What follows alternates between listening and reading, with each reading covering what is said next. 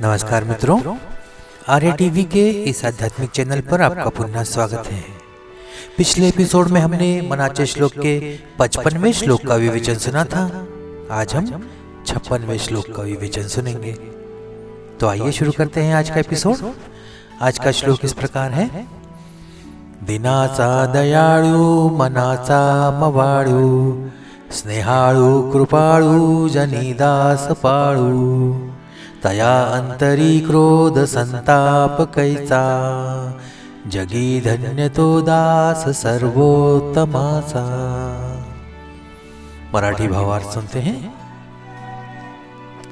ज्याचे हृदय मायाळू आहे, जो अनाथांवर व गरिबांवर दया करतो, जो प्रेमळ आहे, जो कृपाळू आहे आणि जो सेवकांचा सांभाळ करतो, त्याच्या मनात दुसऱ्याबद्दल राग मुळीच नसतो, असा भक्त धन्य है।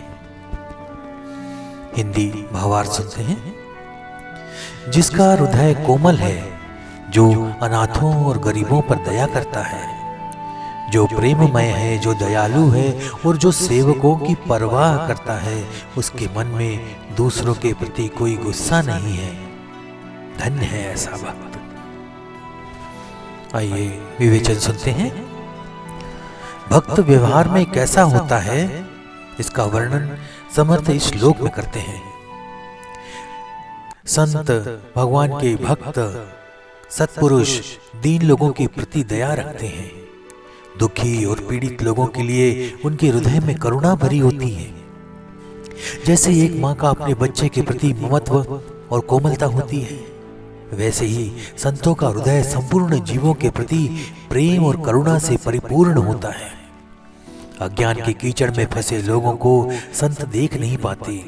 उनके निस्वार्थ प्रेम के कारण वे शांत नहीं बैठ सकते। दुखी मोहग्रस्त लोगों को देखकर उनका मन करुणा से भर जाता है। मानव मात्र की सेवा के लिए वे वैकुंठ के सुख का भी त्याग कर देते हैं। पतितों के प्रति उनके हृदय में कभी भी क्रोध, द्वेष या तिरस्कार का भाव नहीं होता। कोई जैसा भी व्यवहार करे, उनके मन में कभी जलन या गुस्सा नहीं आता, बल्कि उनकी करुणा और बढ़ जाती है। जो उनके कथन को नहीं मानते, उनके प्रति भी संतों के मन में केवल दया होती है। भगवान जैसे सबके साथ समता से व्यवहार करते हैं, वैसे ही संत भी सबसे प्रेम और मित्रता का व्यवहार करते हैं।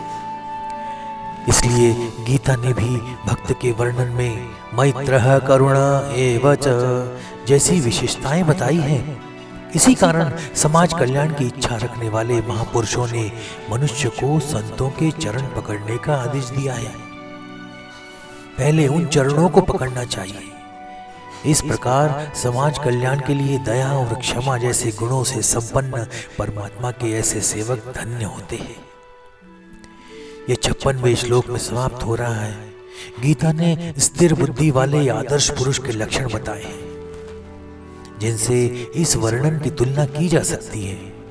वहां के सभी महत्वपूर्ण गुण यहाँ बताए गए हैं, लेकिन यह आदर्श केवल साधक के लिए उपयोगी हो सके, इसके लिए भी समर्थ उपदेश करते हैं, जो अत्यंत महत्वपूर्ण है। इन गुणों में कहीं भी किसी भी प्रकार की सिद्धि या चमत्कार करने की शक्ति का वर्णन नहीं है। गीता में स्थिर बुद्धि वाले आदर्श पुरुष के लक्षणों में भी यह नहीं है, क्योंकि किसी भी प्रकार की सिद्धि का पारमार्थिक दृष्टि से कोई मूल्य नहीं होता।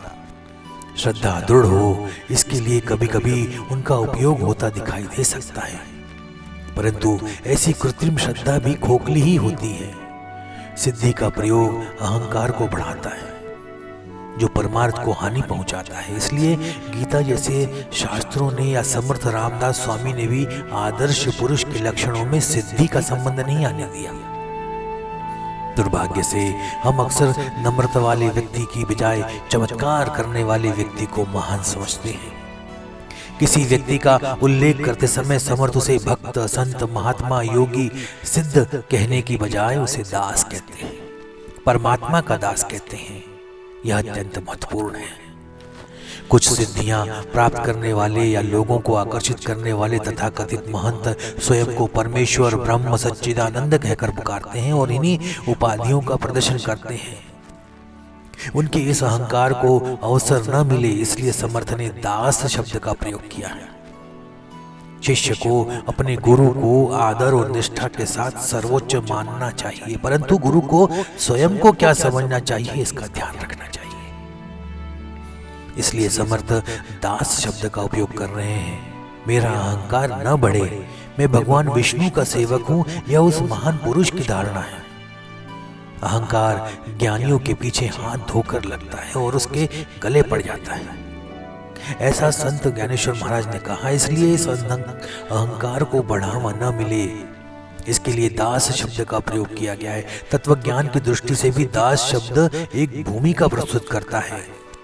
अद्वैत की वास्तविकता जिसमें ब्रह्म के अलावा सब मिथ्या है, इसे समझने के स्तर पर ही जीव, देह और जगत का विचार आवश्यक हो जाता है।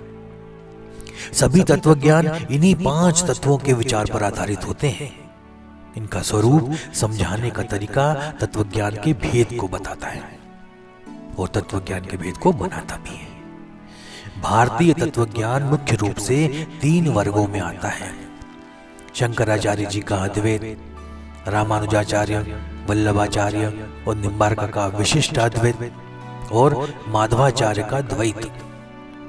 श्री मारुति राय ने इन तीनों वर्गों का अद्भुत समन्वय किया है। भगवान रामचंद्र की प्रार्थना करते समय मारुति राय कहते हैं, शरीर की दृष्टि से मैं दास हूं, जीवन के रूप में तुम्हारा अंश हूं, आत्म बुद्धि से मैं तुम ही हूं, यह मेरा निश्चय है। इसी कारण एक जीवित मनुष्य चाहे कितना भी महान क्यों न हो, परमेश्वर के प्रति उसका दास भाव कभी समाप्त नहीं होता।